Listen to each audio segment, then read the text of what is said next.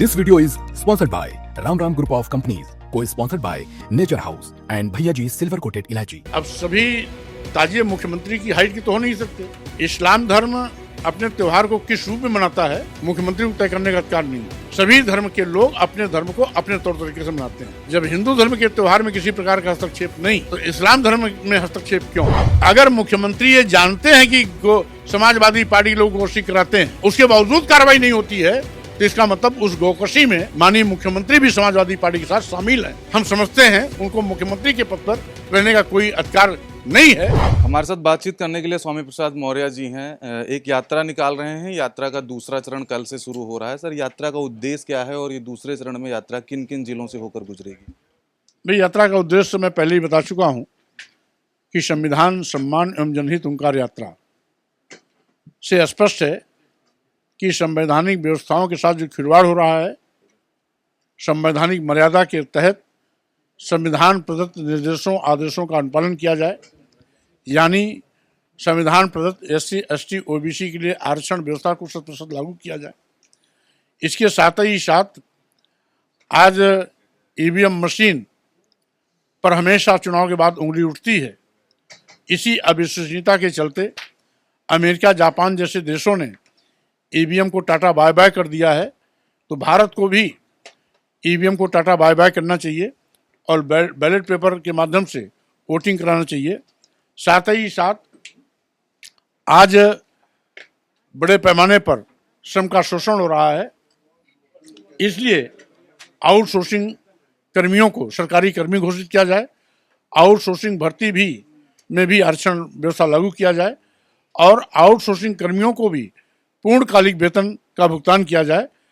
इसी प्रकार से जो आशा बहुए, आशा कार्यकर्ती और सहायिका, शिक्षा मित्र, पंचायत मित्र, इनको भी सरकारी कर्मी घोषित कर सरकारी कर्मी जैसा पूर्ण वेतन का भुगतान किया जाए। साथ ही साथ आज महंगाई आसमान पर है, उस पर प्रभावी अंकुश लगाया जाए। करोड़ों नौजवान बेरोजगार हैं, रोजगार दिया जाए और जब तक रोजगार नहीं दिया जाता उनको बेरोजगारी भत्ता दिया जाए। इसके साथ ही साथ वन नेशन वन एजुकेशन की भी हमारी मांग है कि समान शिक्षा लागू हो, जिससे कि सबको शिक्षा समुचित रूप से मिल सके। अस्पतालों में गरीबों के लिए निःशुल्क दवा उपलब्ध हो, किसानों को न्यूनतम समर्थन मूल्य की घोषणा किया जाए, लाभकारी मूल्य दिया जाए, किसानों के फसल को छोटा जानवर से चलने से बचाया जाए। आदि मांगों को लेकर के हम पूरे प्रदेश में अब दूसरे चरण और तीसरे चरण की यात्रा पर निकल रहे हैं। सर, इससे पहले भी देखा गया कि खाकी वाले और सफ़ेद पोश ने कई सारे फरमान जारी किए नमाज को लेकर, नमाज की टाइम को लेकर, जगह को लेकर, और अब ताजिए की जो हाइट है उसको भी छोटी करने की बात करी जा रही है। अब सभी ताजिए मुख्यमंत्री की हाइट की तो हो नहीं सकते, इसलिए हर चीज को अपनी साइज पे करना चाहते हैं, वो संभव नहीं है। इस्लाम धर्म अपने त्योहार को किस रूप में मनाता है मुख्यमंत्री को तय करने का अधिकार नहीं है। सभी धर्म के लोग अपने धर्म को अपने तौर तरीके से मनाते हैं। जब हिंदू धर्म के त्योहार में किसी प्रकार का हस्तक्षेप नहीं, तो इस्लाम धर्म में हस्तक्षेप क्यों? बौद्ध धर्म में हस्तक्षेप क्यों? ईसाई धर्म में हस्तक्षेप क्यों?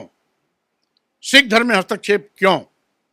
अन्य धर्मों में हस्तक्षेप करना और